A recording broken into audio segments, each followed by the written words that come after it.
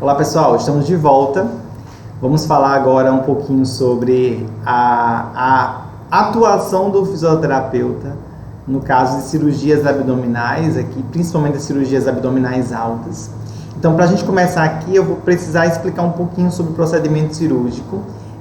A cirurgia abdominal ela também é chamada de laparotomia, onde laparon significa flanco e o tome significa corte. Então, o corte no flanco, o corte na região abdominal, tá? Então, essa cirurgia de laparotomia, ela tem finalidades distintas. Pode ser finalidades de acesso a órgãos abdominais por uma operação eletiva, então já vai com planejamento prévio. Pode ser feito para poder acessar a cavidade e realizar uma drenagem de líquidos, geralmente, ou pode ser feito como um meio exploratório, que é a laparotomia exploratória, geralmente relacionada a casos de violência e acidentes de trânsito, né? Então, na minha realidade, o mais comum, de fato, era a laparotomia exploratória, que não me possibilitava o pré-operatório, como falei para vocês até na primeira parte dessa aula de hoje. Então, a cirurgia em si, ela pode ser feita por vários tipos de incisões, né? Incisões longitudinais, que são essa na vertical, incisões oblíquas, que são essas inclinadas, certo? E incisões que são transversas ou transversais, que vão cortar de um lado para o outro. Obviamente, a gente consegue ainda ter, os médicos, eles optam, dependendo da situação, por incisões que são, por exemplo, como essa primeira aqui, ó, ela é uma incisão combinada, ela combinou uma longitudinal com uma oblíqua para a abertura do abdômen. Então vejam, nós temos cirurgias abdominais altas, que estão próximas aqui do diafragma, cirurgias abdominais baixas, tá? Obviamente aquelas que são realizadas altas são aquelas que vão gerar maior repercussão pulmonar por estarem mais próximas aqui ao diafragma. Essas aqui vão ser o nosso foco, tá? Essas aqui são aquelas que repercutem mais diretamente sobre o nosso diafragma, tá bom? Então, a incisão abdominal ideal é aquela que permite um acesso fácil aos órgãos, né, visados, oferecendo então espaço para que possa ser feita a manobra cirúrgica em si e com segurança e podendo ser o modo mais rápido e menos traumatizante possível com relação a dano tecidual ou dano nos órgãos e sistemas envolvidos, tá bom? As alterações que a gente pode ter imediatamente após a cirurgia de laparotomia ou cirurgia abdominal alta é uma mudança clara no padrão costal do paciente, no padrão respiratório do paciente, passando a ter um padrão mais costal, rápido, padrão mais superior, olha, respirando rápido, superficialmente. Esse paciente não consegue fazer suspiros. O que significa isso? Ele não consegue fazer inspirações profundas. Porque essa inspiração profunda ela é dolorosa, tá? Por conta da incisão cirúrgica. Então, a gente observa uma diminuição em torno de 40% a 60% dos volumes e capacidades pulmonares. E isso perdura em torno dos 7 a 14 dias de pós-operatório. Então, perdura por um tempo importante. Essa junção aqui desses três aspectos torna a expansibilidade reduzida, o que obviamente, por sua vez, diminui a ventilação, gera a possibilidade de atelectasias. Se eu tenho áreas mal ventiladas, eu tenho também redução de troca gasosa, então esse paciente pode ficar hipoxêmico, tá bom? E a força muscular respiratória, ela entra no quadro de diminuição exatamente por conta dessa redução da expansibilidade, essa redução da mobilidade diafragmática, tá bom? Aqui, gente, eu trouxe um resultado de um estudo que eu realizei numa instituição que eu trabalhei até 2018. Nós fizemos lá uma iniciação científica e o nosso objetivo foi avaliar a capacidade funcional, né, a independência funcional de pacientes que foram submetidos à laparotomia exploratória. Então, a gente aplicou a MIF, que é a medida de independência funcional. Ela mede exatamente 3 domínios, ela mede, na verdade, mais do que 3 domínios, só que aqui a gente usou 3 domínios importantes. Autocuidado, como a pessoa cuida de si própria, mobilidade, como ela se mobiliza no leito, como ela troca de posicionamentos, e a locomoção é como ela sai do lugar onde ela está, ela vai e volta, como ela deambula. O que é que a gente observou? A gente dividiu aqui em 2 grupos, aqueles que estavam a menos de 3 dias de pós-operatório de cirurgia de laparotomia exploratória e aqueles com mais de 4 dias de pós-operatório de cirurgia de laparotomia, certo? E o que a gente observa, gente? Quanto menor o resultado, aqui é a média da pontuação para cada um dos domínios e aqui é a média da pontuação total. O que a gente observa? Quanto menor a pontuação, pior é a situação. Pior é o autocuidado, pior é a mobilidade, pior é a locomoção, certo? Então, o que a gente observa? Comparando as pessoas que estavam a 3 dias de pós-operatório e aquelas com mais de 4 dias de pós-operatório, a gente observa uma diferença significativa para todos os itens, tá? Com relação a mobilidade, autocuidado e locomoção. O que significa dizer isso, gente? Que a laparotomia ela gera, sim, alterações importantes, principalmente nos primeiros dias de pós-operatório.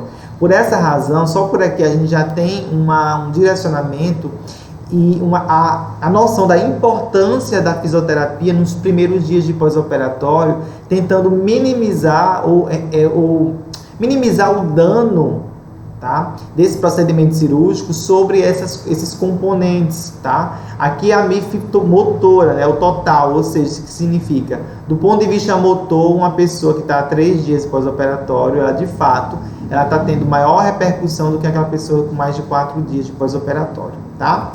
Então, quando tem a possibilidade de fazer um bom pré-operatório, a gente consegue reverter ou minimizar vários problemas como esse que eu mostrei anteriormente, tá? Então, a gente consegue estabelecer um vínculo com o paciente, a gente consegue ter estabelecer um planejamento com relação à equipe multiprofissional, faz uma avaliação funcional adequada, orienta sobre as técnicas que vão ser realizadas do ponto de vista de físio. Então, eu preciso considerar que existem fatores de risco no pós-operatório do meu paciente. Então, esses aqui são os principais fatores de risco que eu tenho relacionado. O principal é a idade avançada, tá? Quanto maior a idade, maior são as repercussões de ordem pulmonar que a gente vai ter com a cirurgia de laparotomia ou cirurgia abdominal alta. Desnutrição, principalmente os pacientes obesos, porque já há um comprometimento da função respiratória. Pacientes fumantes, pacientes de DPL6, pacientes com doença cardíaca, alguma alteração neurológica e qualquer deformidade na caixa torácica já vai gerar dificuldade para a gente poder, por exemplo, expandir esse paciente, o pulmão do paciente. Então, é importante a gente fazer a avaliação dele cuidadosa. Obviamente, nem sempre é possível estabelecer todas as avaliações do meu paciente, mas a gente vai tentar buscar o máximo de respostas, o máximo de informações sobre ele e focando aqui na prevenção do meu paciente. O pré-operatório, o objetivo é prevenir complicações maiores no pós, tá? Então, se eu sei que é um paciente que tem idade avançada, eu já sei que ele vai ter um comprometimento de força muscular, de volume pulmonar e de trocas gasosas. Então, eu preciso, já me antecipando a isso, começar a trabalhar a força muscular, começar a trabalhar a mobilidade desse paciente. Então, eu tenho que saber exatamente quem é ele antes para poder intervir depois e minimizar aquilo que eu mostrei para vocês anteriormente. A capacidade funcional, ou seja, a independência funcional ali, né, estaria menos reduzida talvez, tá? E aí, vou avaliar ausculta, ventilometria, tá? Manovacuometria, vou ver um teste incremental de carga inspiratória para ver a endurance do paciente, cirtometria avaliando expansibilidade torácica. Olha aqui, isso aqui também fez parte do mesmo estudo que nós fizemos lá no hospital, e são os meus ex-alunos, né? Hoje são fisioterapeutas há alguns anos. Aqui ele estava fazendo, em ambos os casos, manovacuometria, tá? Esse paciente aqui, ele provavelmente, eu não me lembro, né? Mas eles foram pacientes pós-cirúrgicos, então eles foram pacientes que foram submetidos à laparotomia, tá? Então veja, esse aqui é um paciente mais idoso, a diferença entre os dois é clara. Esse aqui idoso, só para vocês verem, ele está sentado no leito. Esse aqui já está sentado à beira do leito de modo independente. Então a gente já começa a ver algumas diferenças funcionais aqui entre um e outro, tá? E aqui é só para a gente ver como é que é feita a avaliação no leito do nosso paciente, tá bom? Fisioterapia no pré-operatório, a gente vai trabalhar mais com as informações sobre todos os procedimentos que serão realizados. O paciente ele não pode, de fato, fumar. A gente só faz técnica de higiene brônquica se ela for necessária, se o paciente estiver com hipersecretividade. No pós-operatório, a gente já vai trabalhar em cima pensando, né, nas prováveis complicações que ele vai ter, então, sejam elas pulmonares, circulatórias ou musculoesqueléticas. E outra, eu quero dar funcionalidade ao meu paciente, então, eu preciso olhar para as atividades de vida diária que ele desenvolvia antes da cirurgia, e agora eu quero tentar fazer com que ele volte o mais rápido possível. A reabilitação, ela já inicia no pós-operatório, tanto no CRO aqui, é o Centro de Reabilitação Operatório, ou pós-operatório, tá? Ou na UTI. Então, a gente tanto trabalha, o paciente passou pelo procedimento cirúrgico, geralmente a gente dá se for na UTI ou no CRO, na verdade, o fisioterapeuta vai dar um suporte ventilatório. Então, vai lá, adapta o ventilador mecânico, se for necessário ficar mais tempo ou não, faz o desmame. Ele vem da cirurgia com o ventilador mecânico, quase sempre, para o CRO, tá? E aí lá no CRO a gente faz o desmame desse paciente do ventilador mecânico, que ele vai sair na sedação, a anestesia vai indo embora, ele vai acordando, a gente vai tirando ele do ventilador mecânico. Depois disso, é que ele vai para a enfermaria, e muitas vezes é na enfermaria que a gente consegue dar um up, tá? Esse paciente, ele só vai para a UTI se for realmente um caso necessário, tá bom? Geralmente, pelo menos na minha experiência, os pacientes, eles ficavam no CRO, no Centro de Reabilitação, não é Centro de Reabilitação, é Centro de Recuperação Pós-Operatória. Eles ficavam lá no CRO, e assim que eles eram desmamados, e aí a gente tinha, dependendo da idade, dependendo da comorbidade do paciente, a gente conseguia fazer mais rápido ou mais devagar. Mas ele ficava no CRO o tempo todo, aí depois do CRO ele já ia para a enfermaria, tá bom? Terapia intensiva, gente, é quando há vaga na terapia intensiva, é quando o paciente já está como é que pode dizer? O paciente está em condição desfavorável por conta de sua doença, muitas vezes.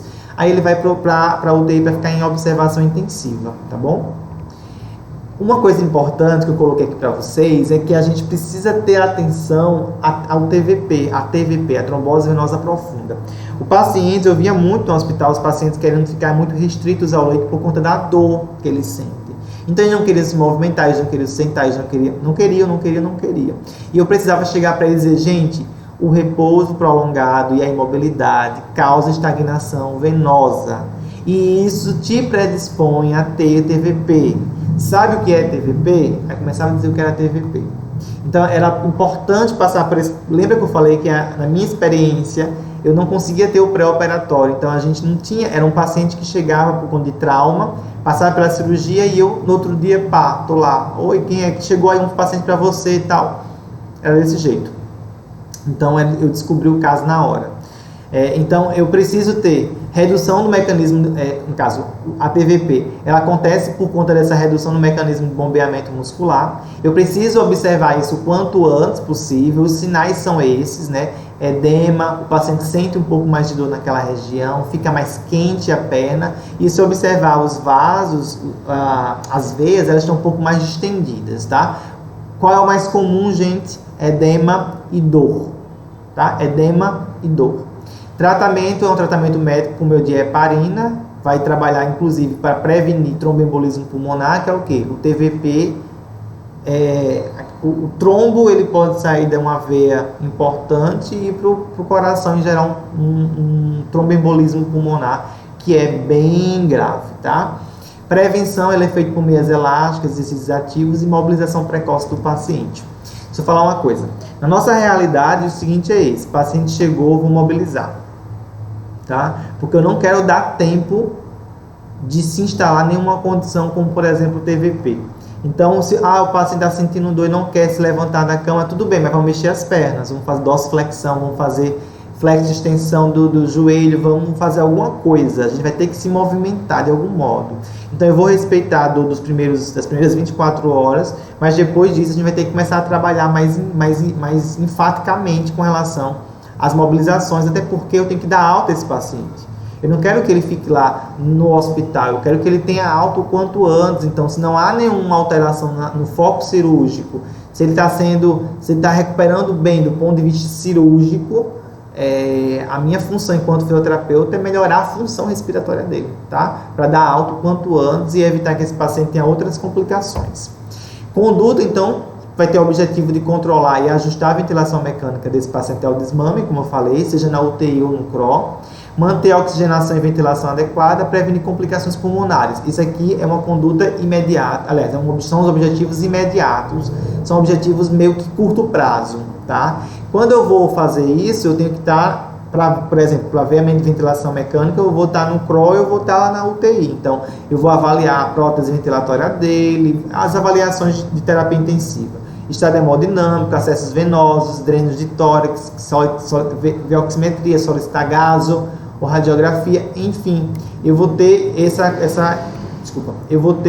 essa avaliação aqui com relação ao meu paciente. Agora, quando esse paciente ele começa a evoluir, saindo desse contexto de UTI e indo para um contexto de enfermaria, eu consigo mudar um pouco a minha conduta, tá? Eu consigo fazer exercícios, olha, tudo isso aqui. Posicionar o paciente, fazer exercícios respiratórios, de expansão, higiene brônquica, tá? Eu posso já, se for no caso, o paciente saiu da ventilação mecânica, veio para a UTI, mas ele ficou em ventilação não invasiva, então eu vou trabalhar com essa ventilação, tirar o mais rápido possível a VNI do paciente. Então eu consigo trabalhar com ele de vários modos, tá? Obviamente, de novo, se o paciente não está na UTI, eu já vou superar essa etapa de ventilação mecânica, já vou superar essa etapa de desmame, eu vou pensar já em exercícios mais ativos, treinamento muscular respiratório, exercícios mais ativos desse meu paciente, enfim.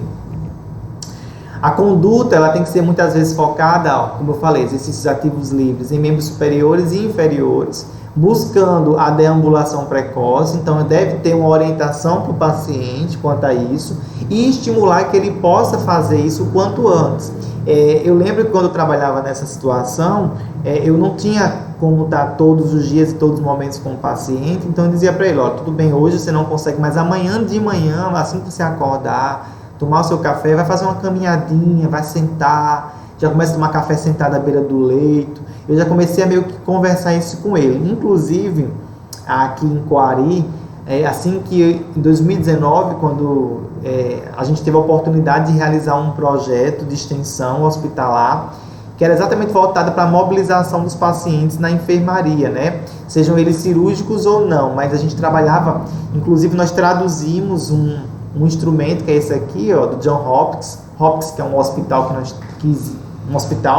que produziu a versão desse programa de mobilidade, e é muito interessante porque a gente fez essa tradução, essa é nossa, tá? A tradução ela foi feita por nós mesmos, do projeto de extensão, como falei para vocês, então a gente ia trabalhando com níveis. Então, se o paciente hoje, ele sentou no leito, amanhã ele tem que ir para uma cadeira. Se ele já foi para a cadeira, e amanhã ele tem que ficar em pé por pelo menos 1 minuto. Se ele ficou em pé ontem, amanhã ele tem que andar 10 passos, depois tanto. Tá? Então, a gente começou a implementar isso aqui no Hospital de Coari, nesse projeto que nós realizamos, e foi muito positivo, foi muito bacana ver a evolução dos pacientes, e a gente estimulava com essas pontuaçõezinhas, que é feita uma somatória aí, e a gente ia estimulando isso no nosso paciente. Foi uma resposta bem positiva. Espero muito passar a pandemia para retornar com todos esses trabalhos, esses projetos, para a gente poder trabalhar com mobilização. Acho que a fisioterapia hospitalar, seja em paciente cirúrgico ou não, a gente precisa ter isso em mente. A mobilização, o fisioterapeuta tem que movimentar. O fisioterapeuta não gosta de ver o paciente na cama, né, no leito. Aqui são algumas imagens minhas, né, eu digo, do meu trabalho, né? Esses aqui são meus alunos que iam atender em estágio lá no hospital. Então, veja, esse paciente aqui eu não sei, mas esse aqui está com dreno, bilateral, inclusive. Esse paciente aqui eu lembro, é um paciente jovem, bem jovem, acho que tem 18 anos, uma coisa assim. Eu não me lembro o que aconteceu com ele. Eu sei que ele foi um paciente de dreno de tórax. Essa aqui foi uma paciente de laparotomia, essa senhorinha aqui, bem idosa, ela estava com muito medo de sair da cama, mas a gente deu um gás. E veja, nós trabalhamos sempre com muita segurança, gente, dois estudantes aqui, né, cada um de um lado, dando suporte, sempre fica uma pessoa de resguardo ali atrás, e o outro ensinando os exercícios, trabalhando fazendo o treinamento respiratório em si. Esse aqui é um treino na escada, no degrau, na verdade, para poder melhorar o condicionamento. Vejo que aqui na mão da estudante, da estagiária na época, estava lá o oxímetro, então a gente vez ou outra fazia essa monitorização. Aqui do ladinho tem uma cadeira, então ele ia, fazia alguma série e ia para a cadeira. Mas o que é importante, gente, é tirar o paciente do leito. Inclusive estou vendo aqui, ó, essa senhora estava até com soro lá, ó, enfim. E isso não é problema para a gente, tá? Não é problema. A gente tem que tirar o paciente do leito, estimular a mobilização dele, mudar o status. E outra, ninguém gosta de ficar deitado na cama o tempo todo, gente. Vamos tirar a pessoa do leito, ela melhora o humor, melhora a perspectiva. Ela diz, poxa, eu estou melhorando, né? Ela vai se sentir muito bem, muito diferente. E eu acho isso fantástico, tá bom? Aqui foi uma publicação que a gente teve com relação ao atendimento fisioterapêutico no pós-operatório imediato de cirurgia abdominal. Eles fizeram 2 grupos. Um grupo fez fisioterapia desde o momento do CRO, na sala de recuperação pós-operatória, e outro grupo pegou só na enfermaria. Ambos os grupos foram avaliados no pré e no pós. Só ver aqui uma coisa, pré-operatório e pós-operatório. Tá? Então, foi avaliado no pré-operatório. Aqui são os parâmetros das variáveis: capacidade vital forçada, que é a espirometria, lembra? Capacidade vital forçada, volume inspirado forçado no primeiro e segundo, a relação VF1-CVF. Aqui é o pico de fluxo expiratório, que é a manovacuometria. Eles avaliaram em ambos os grupos, tanto antes da cirurgia como na pós-cirurgia. Ambos os grupos, que é que eles foram verificar? Será que o grupo que fez fisioterapia desde o CRO, desde a sala de recuperação, desde o centro de recuperação pós-operatória, será que ele é melhor do que o grupo que fez só no pós, só na enfermaria? O que é que a gente vê? Em primeiro lugar, em ambos os casos, gente, comparando pré e pós, há uma perda, olha só. Só que quem é que perdeu mais? Quem perdeu mais, comparando os 2 grupos, foi o grupo que não fez fisioterapia no centro de reabilitação, centro de recuperação pós-operatória.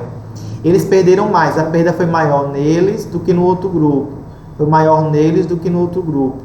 E eu quero que vocês vejam aqui, ó, a diferença de um grupo e outro. O que significa dizer isso aqui, gente, esse valor? Significa dizer que o grupo 1 se deu estatisticamente, se deu uma significância estatística, que tem aqui o asterisco, ó, significa que o grupo 1 é melhor do que o grupo 2. Então, o que é que foi melhor do grupo 1 para o grupo 2? Lembra, grupo 1 fez físio desde a sala de recuperação pós-anestésica. Grupo 2 só fez na enfermaria. O grupo 1 foi melhor do que o grupo 2 aqui, ó, na capacidade vital forçada, no VF1 foi melhor do que o grupo 2. E foi melhor que o grupo 2 na PE máxima, vejam só.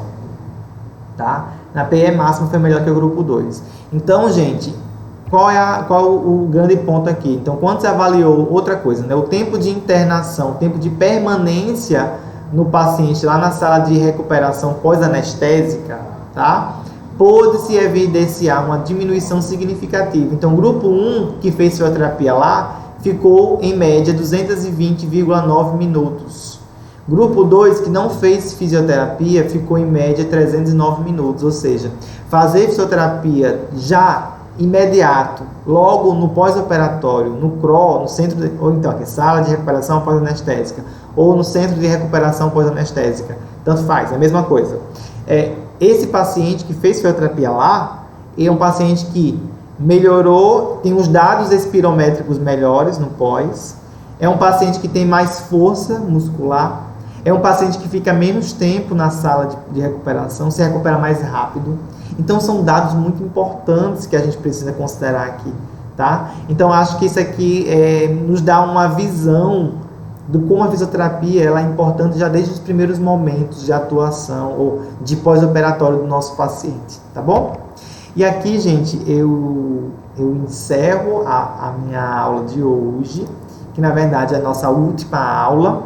Eu espero que vocês tenham gostado. Nós teremos a oportunidade de conversar um pouquinho na roda de conversa, e aí lá a gente faz nossas despedidas do semestre, mas esse aqui foi o meu último conteúdo da disciplina. Espero que vocês tenham gostado, espero que vocês tenham aproveitado da melhor maneira possível. E eu fico à disposição, tá? Caso queira entrar em contato, tá bom? Então, até a próxima. Um abraço e tchau, tchau.